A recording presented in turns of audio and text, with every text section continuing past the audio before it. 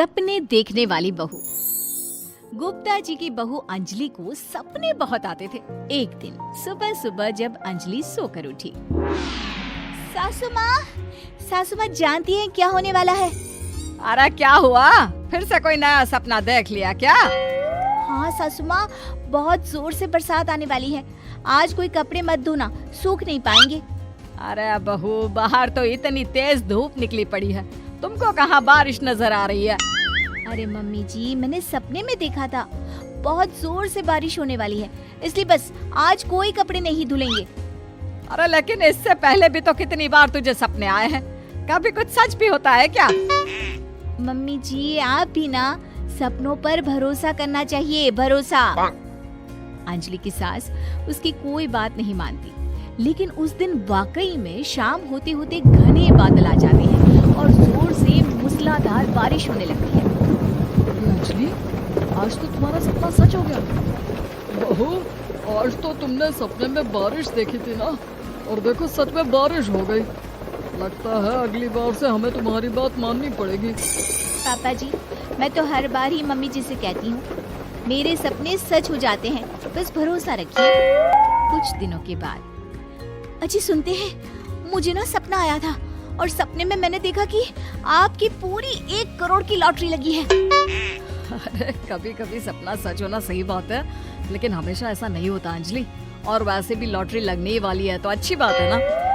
मैं तो कहती हूँ, हम वो बड़ा सा घर खरीदने वाले थे ना, आज ही चलकर उसको फाइनल कराते हैं। अरे वाह वाह, हाथ में पैसा नहीं और बड़ा घर खरीदना है। अरे मम्मी जी, बताया ना आपको, मुझे सपना आया था कि हमें 1 करोड़ की लॉटरी लगने वाली है। देखो बेटा, ये पैसों का मामला है, इसमें किसी तरह की रिस्क नहीं लेनी चाहिए। और जब तुम्हारा सपना सच हो जाए तब तुम घर खरीद लेना। मम्मी पापा ठीक है अंजलि, अभी इतनी जल्दबाजी करने की क्या जरूरत है? मैं कुछ नहीं जानती, मुझे वो घर चाहिए तो चाहिए। और आपको प्रॉब्लम क्या है? कुछ दिनों में तो पैसे आने ही वाले हैं लॉटरी से।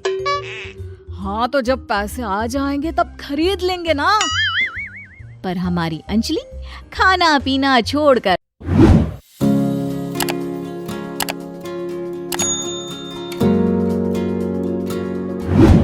जिद पकड़कर बैठ जाती है।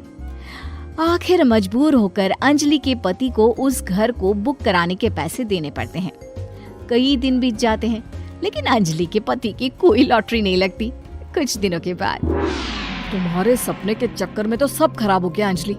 ना लॉटरी लगी, ऊपर से बेकार में ही सारी जमा पूंजी उस घर को खरीदने में खर्च हो गई। थोड़े दिन तो इंतजार करो, अब ऐसा थोड़ी ना होता है कि आज सपना आया और कल आपकी लॉटरी लग गई। मैंने तो पहले ही कहा था, तुम्हारी बीवी को तो हर सपने पर विश्वास करने की आदत पड़ गई है। ऐसा भी कहीं होता है क्या? कुछ दिनों के बाद अचानक से अंजलि के पति के पास एक फोन आता है और पता चलता है कि उसकी 1 करोड़ की लॉटरी लग गई है। अरे वाह अंजलि, ये तो कमाल हो गया, मेरे तो सच में लॉटरी लगी। अरे भगवान भला करे तुम्हारा। हाँ हाँ बहू, अब तो तुम जो कहोगी हम वो सब बात मानेंगे। तुम्हारे सपने का मतलब तो पूरा का पूरा सच होता है। अरे बिल्कुल ठीक कहते हैं, मैं तो बेकार में ही बहू को उल्टा सीधा सुनाती थी। अरे इसके सपने तो वाकई में सही हो जाते हैं। अपने घर वालों की बात सुनकर अंजलि मन ही मन बहुत इतराती है। उसे लगता है कि अब वो जो भी सपना देखेगी सच हो जाएगा। और इसी चक्कर में एक दिन अंजलि को सपना आता है कि अचानक उनके घर पर बहुत सारे मेहमान आने वाले हैं। यही सोचकर अंजलि अपनी सास को कहकर बहुत सारा खाना पहले से ही बनाकर रख लेती है। सुबह से शाम हो जाती है। हमने इतना सारा खाना बना लिया, लेकिन हमारे घर तो कोई मेहमान आया ही नहीं। हाँ मम्मी जी, अब तो रात होने आई है, लगता है ये खाना हम लोगों को ही खाना पड़ेगा। गुप्ता जी का परिवार पूरे 2 दिन तक उस खाने को खाकर खत्म करता है, लेकिन अंजलि की ये अपने सपनों पर भरोसा करने की आदत इतनी जल्दी छूटने वाली कहाँ थी। एक दिन अंजलि की सास अपने किसी रिश्तेदार के घर जाने के लिए कहती है, अरे अंजलि बहू, मैं जरा 2 दिन के लिए बुआ जी के घर जा रही हूँ। देखो तुम पीछे से घर को अच्छी तरह संभाल लेना। हाँ ठीक है मम्मी जी, आप चिंता मत करिए, मैं सब कुछ अच्छे से संभाल लूंगी। बहू, वैसे तो तुम सब कुछ बहुत अच्छे से ही करती हो, लेकिन देखो ये जरा ना सपनों पर भरोसा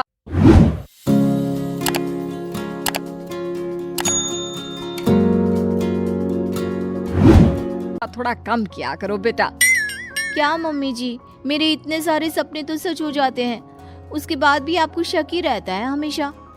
अरे बेटा, कभी कभार की बात अलग है, लेकिन हमेशा इन बातों पर भरोसा करना बहुत बड़ा नुकसान भी करवा सकता है। तुम्हें इस बात को समझना चाहिए। ठीक है मम्मी जी, समझ गई। अब आप आराम से जाइए, मैं सब कुछ बहुत अच्छे से कर लूंगी। अंजलि की सास बुआ जी के घर चली जाती है। उसके जाने के बाद अंजलि एक दिन सुबह सोकर उठती है और जोर जोर से रोने लगती है। अरे क्या हुआ अंजलि, तुम रो क्यों रही हो? बहू सब ठीक तो है ना? क्या कोई बुरा सपना देखा? अरे पापा जी क्या बताओ, मम्मी जी नहीं रही, वो हम सबको छोड़कर चली गई।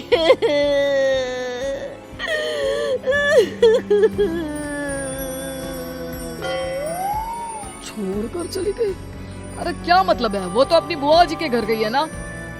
पापा जी, सासू माँ बुआ जी के घर नहीं, भगवान जी के घर गई है। अरे अंजलि, सुबह सुबह कैसी बात कर रही हो? बुआ के घर गई है, कुछ नहीं हुआ है उनको। मैंने सपने में देखा था, मम्मी जी भगवान को प्यारी हो गई है। अंजलि का पति उसे समझाने की कोशिश करता है, लेकिन अंजलि के बार बार कहने पर वो भी इस बात पर भरोसा कर लेता है कि अब उसकी माँ दुनिया में नहीं रही। सारे गांव में ये खबर फैल जाती है कि अंजलि की सास की मौत हो गई। भगवान, अब हम क्या करेंगे? तुम्हारे सर से माँ का साया उठ गया। मैं तो कहती हूँ पापा जी, इनको बुआ जी के घर जाकर मम्मी जी की डेड बॉडी को ले आना चाहिए, तब तक हम उनकी अंतिम यात्रा की तैयारी करते हैं। अंजलि का पति अंजलि की बात सुनकर बुआ जी के घर के लिए रवाना हो जाता है। उधर अंजलि अपनी सास के अंतिम संस्कार की सारी तैयारियां कर लेती है। मोहल्ले के सारे लोग वहां पर आकर इकट्ठा हो जाते हैं। बहुत बुरा हुआ, मेरी सास मुझे बहुत प्यार करती थी, बुआ जी के घर गई थी।